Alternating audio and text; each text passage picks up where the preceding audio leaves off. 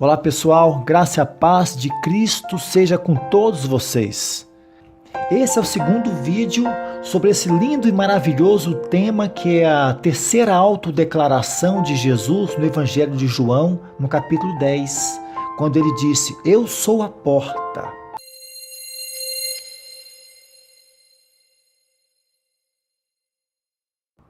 No vídeo de hoje, nós vamos então, pela graça de Deus, compartilhar algo sobre aqueles dois princípios espirituais que eu comentei com vocês no final do vídeo passado e que estão relacionados com o termo pastagem, que Jesus menciona lá em João capítulo 10, versículo 9, no finalzinho do versículo, quando ele disse assim: "Eu sou a porta. Se alguém entrar por mim, será salvo. Entrará e sairá e achará pastagem." Como nós já dissemos no vídeo anterior, a pastagem aqui, ela aponta para tudo aquilo que toda ovelha mais necessita. Tudo aquilo que a ovelha deseja, que trazendo para as nossas vidas, seria certeza de provisão, plenitude de alegria, satisfação, paz. Algo que as pessoas buscam nesse mundo, ter paz, ter satisfação. Todo homem que é isso. Só que esse mundo não nos pode dar nada disso, né? O mundo não é capaz de nos satisfazer verdadeiramente. O mundo não é capaz de nos dar paz, de nos dar alegria. Então, a partir de agora, nós iremos resumir todo o significado dessa pastagem em uma única palavra, assim como a Bíblia também o faz, e nós veremos isso adiante, que é a palavra descanso. Então vamos para o primeiro princípio, que diz o seguinte: a obra redentora que foi realizada por Cristo na cruz do Calvário tem como objetivo, tem como finalidade colocar o homem redimido no caminho que o leva à plenitude do descanso. Isso quer dizer que a nossa salvação em Cristo Jesus, apesar de ser algo de imensurável valor, ela não é um fim em si mesma. Não. Mas é um meio pelo qual Deus quer levar os seus filhos em Cristo a algo muito glorioso, que estamos chamando aqui de a plenitude do descanso, e que aponta para o propósito pelo qual Deus criou o homem. Logo, se nós entendemos qual é esse propósito para o qual Deus nos criou, então nós também iremos entender o que representa esse descanso. Agora, antes da gente avançar analisando alguns textos bíblicos, eu preciso fazer um parênteses aqui que é muito importante, porque apesar da cruz de Cristo não representar o centro do eterno propósito de Deus, ela também é para nós uma fonte de um glorioso descanso, e nós não podemos desprezar, nós não podemos esquecer disso. Em que sentido a cruz de Cristo, a obra redentora, é descanso para nós? No sentido que por meio da sua obra redentora, Jesus se tornou o nosso sábado. Ou seja, em Cristo nós encontramos descanso para todas as nossas obras. Isso é o mesmo que dizer que nós não precisamos mais nos esforçar para fazer algo com a finalidade de sermos aceitos diante desse Deus, para que nós venhamos manter diante dele a nossa condição de filhos. Não.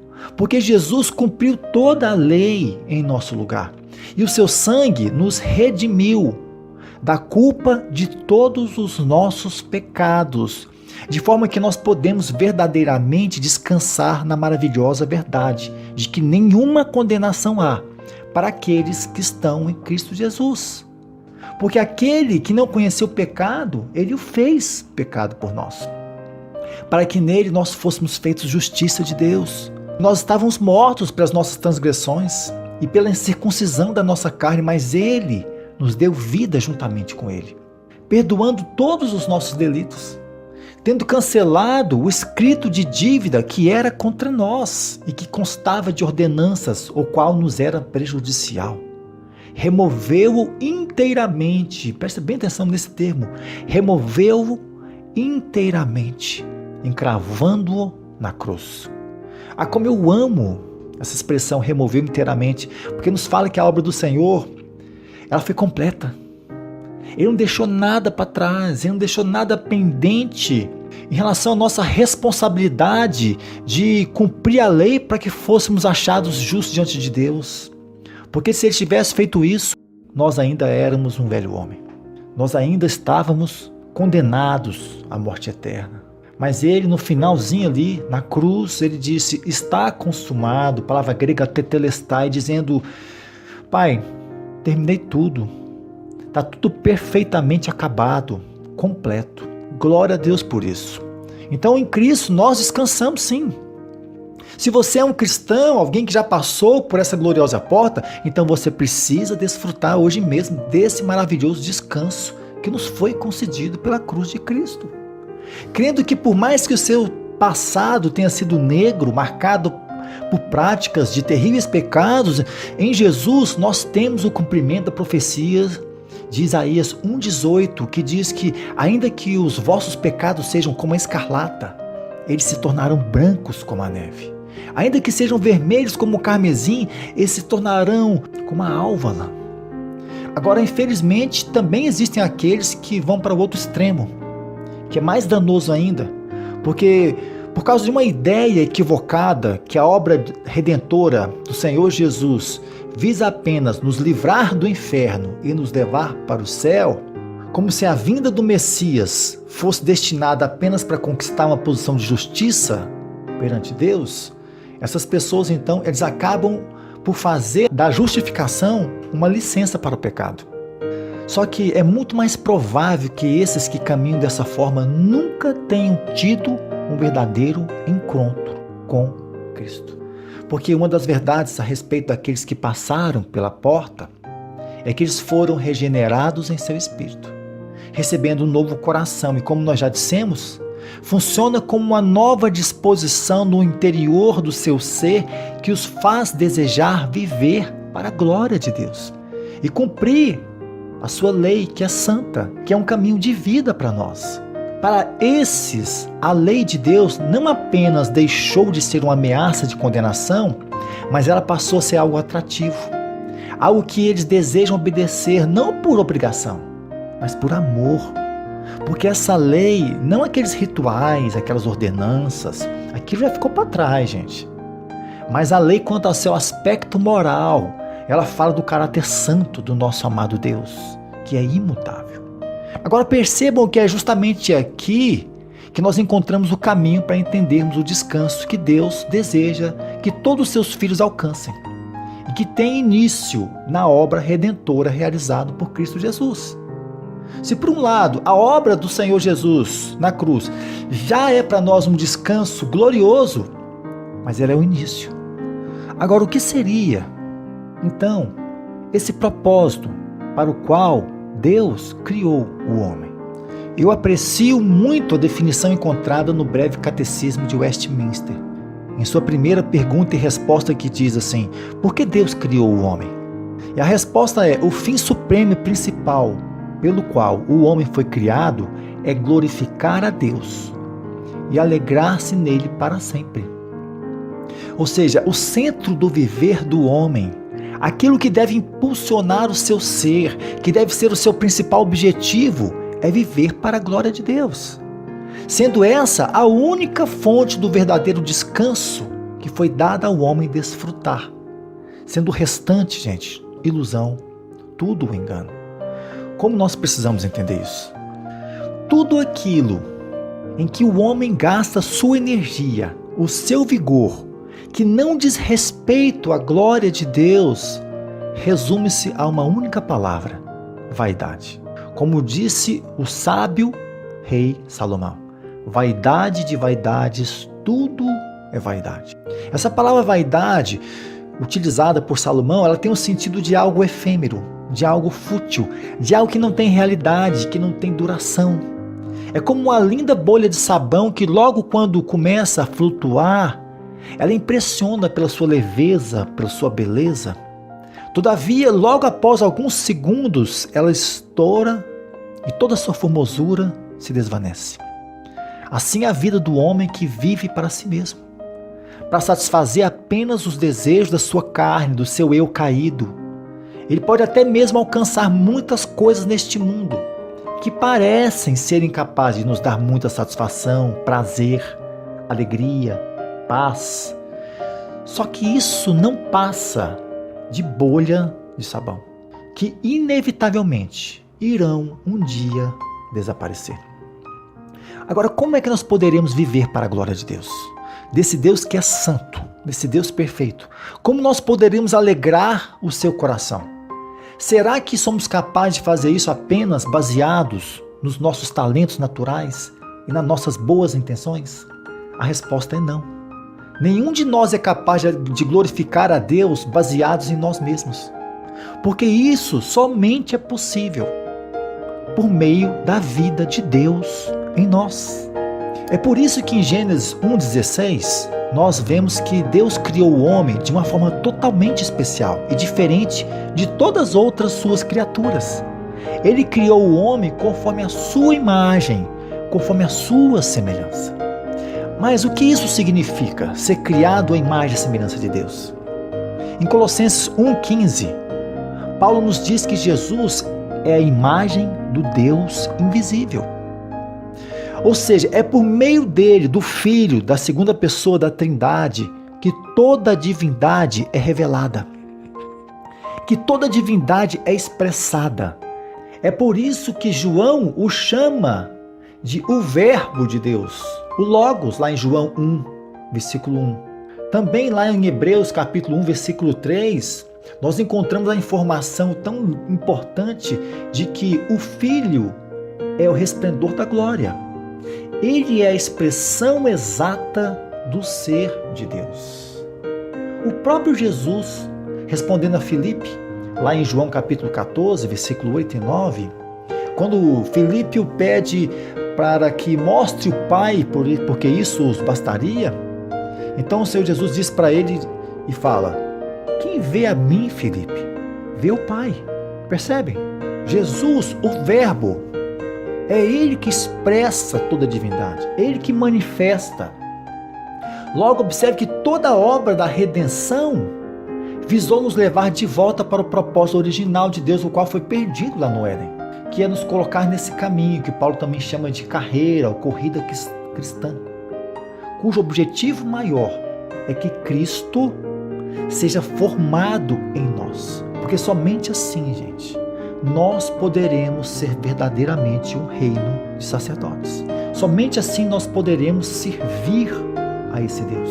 Tudo isso está relacionado com aquilo que Paulo se refere como sendo o mistério que esteve oculto dos séculos, também chamado de o eterno propósito de Deus, que se formos definir de uma forma bem simples e direta, seria assim: Deus ter uma família de muitos filhos, semelhantes ao seu eterno Filho, sendo que ele, Jesus, será o centro dessa família, o cabeça desse corpo, desse Cristo corporativo, por meio do qual ele expressará toda a sua glória, todo o seu poder e governo para todo o universo.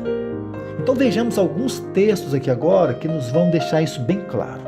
O primeiro está em Romanos capítulo 8, versículo 29, que diz assim: porquanto aos que de antemão conheceu, também os predestinou, para serem conformes à imagem de seu Filho, a fim de que ele seja o primogênito entre muitos irmãos.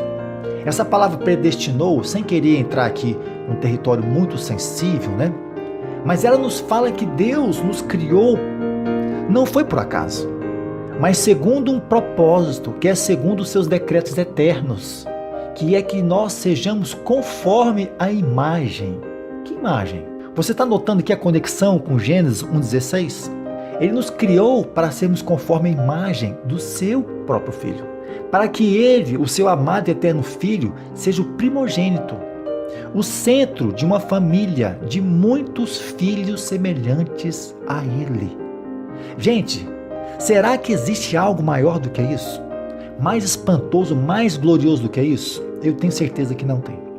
Por isso que Paulo, ele ora pedindo que Deus concedesse aos irmãos de Éfeso espírito de sabedoria e revelação no pleno conhecimento de Deus, iluminando os olhos daqueles irmãos para que eles pudessem conhecer, para que eles pudessem compreender qual era a esperança desse tão grande chamamento.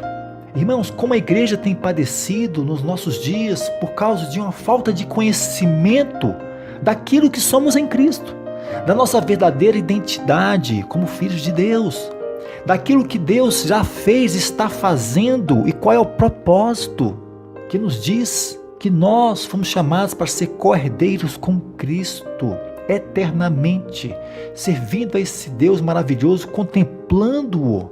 E isso tem muito a ver com a nossa vida hoje, agora, naquilo que o Espírito Santo está fazendo em nós. Então vamos para o próximo texto, que está lá em Efésios capítulo 3, versículo 8 ao 11, que diz assim: A mim, o menor de todos os santos, me foi dada esta graça de pregar aos gentios o evangelho das insondáveis riquezas de Cristo e manifestar qual seja a dispensação do mistério, desde os séculos, oculto em Deus, que criou todas as coisas, para que pela igreja a multiforme sabedoria de Deus se torne conhecida agora nos principados e potestades nos lugares celestiais, segundo o eterno propósito que estabeleceu em Cristo Jesus, nosso Senhor. Gente, segundo esse texto, como é que Deus estabeleceu que a sua multiforme, que a sua multifacetada sabedoria se tornasse conhecida por todo o universo? Em todas as dimensões, em todas as esferas espirituais. Como? Será que foi por meio dos seus anjos poderosos, os seus querubins, os seus serafins? Não. Será que foi através dos 24 anciãos que estão ali sentados, cercando o trono? Não, não foi. O texto é muito claro, dizendo que Deus escolheu fazer isso por meio da sua igreja. Agora, nós precisamos também deixar bem claro que, apesar de tudo isso que Deus estabeleceu para nós em Cristo, ser algo que nós não encontramos palavras para expressar tamanha grandeza, privilégio e honra para seres tão fracos, tão pequenos como nós, isso não quer dizer que o homem é o centro do propósito eterno de Deus, porque esse sempre será ocupado pelo próprio Filho de Deus. Porque dele, por ele e para ele são todas as coisas. Porque nele foram criadas todas as coisas, nos céus e sobre a terra, as visíveis, as invisíveis, sejam tronos, sejam soberanias, quer principados, quer potestades, tudo foi criado por ele e para ele. Ele é o centro do eterno propósito de Deus. Então, diante de tudo isso que nós falamos, dessa verdade tão grandiosa, o que cabe a nós fazer? Cabe a nós, irmãos, responder de forma positiva ao trabalhar do Espírito Santo em nossas vidas, que é um processo que dura toda a nossa vida cristã e que tem como objetivo formar Cristo em nós. Cabe a nós submetermos ao jugo do nosso amado Senhor e Salvador, para que Ele venha verdadeiramente reinar em nossas vidas, reinar nas nossas emoções, nas nossas vontades, reinar na nossa mente, nos nossos pensamentos. Porque Ele mesmo nos convidou: vinde a mim, todos vós que estáis cansados e sobrecarregados, e eu vos aliviarei. Tomai sobre vós o meu jugo e aprendei de mim, porque sou manso e humilde de coração, e achareis descanso para a vossa alma, porque o meu jugo é suave e o meu fardo é leve. No Velho Testamento nós temos uma figura que ilustra esse verdadeiro descanso de uma forma muito linda, que é a terra de Canaã, a terra prometida que emana leite e mel, porque ela aponta para as insondáveis riquezas de Cristo. Quando Deus livrou por meio do seu braço forte a nação de Israel do jugo do Egito, da tirania de Faraó, que representam respectivamente o mundo e Satanás, Deus não os libertou para viverem para sempre no deserto. Aquele período inicial do deserto foi extremamente necessário. Deus não os chamou para apenas cruzar o Mar Vermelho, mas também para cruzar o Rio Jordão e tomar posse da terra prometida. A despeito das dificuldades, a despeito dos gigantes que lá habitavam, das cidades fortificadas como Jericó, foi Deus quem fez a promessa. Então bastava que eles apenas olhassem para esse glorioso Deus, esse Deus todo-poderoso, e fossem fortes e corajosos, e crescem que todas as batalhas estavam vencidas pelo próprio Senhor. Tudo isso também nos faz compreender por que o autor da Epístola aos Hebreus, lá no capítulo 3, ele afirma que Canaã representa o descanso de Deus para nós, o seu povo. Ela é tida como descanso não porque lá nós encontramos ausência de inimigos, não.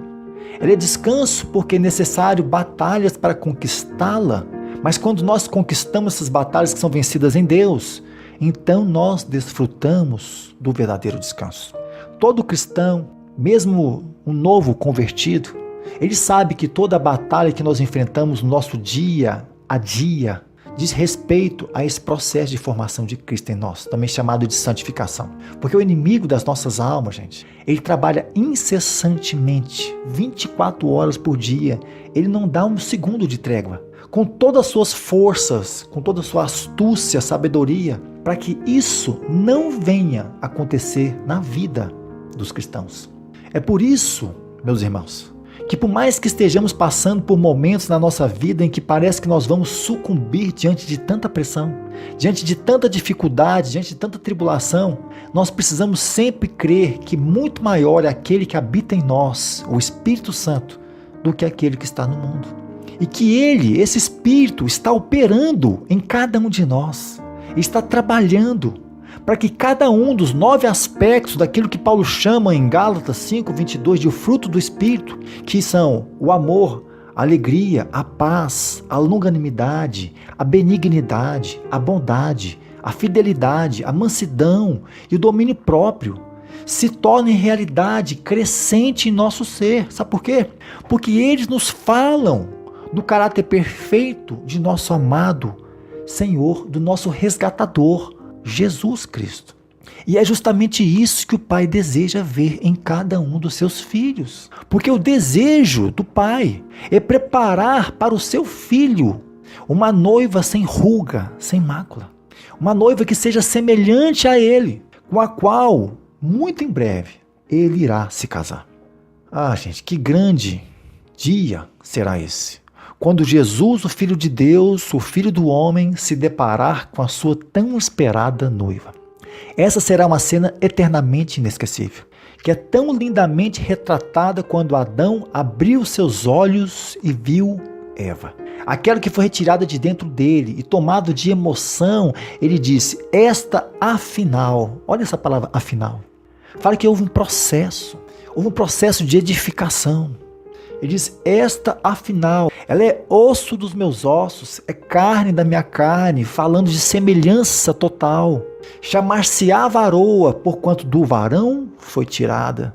Assim será totalmente cumprida a profecia de Isaías 53, versículo 11, que diz que ele verá o fruto do penoso trabalho da sua alma e ficará satisfeito.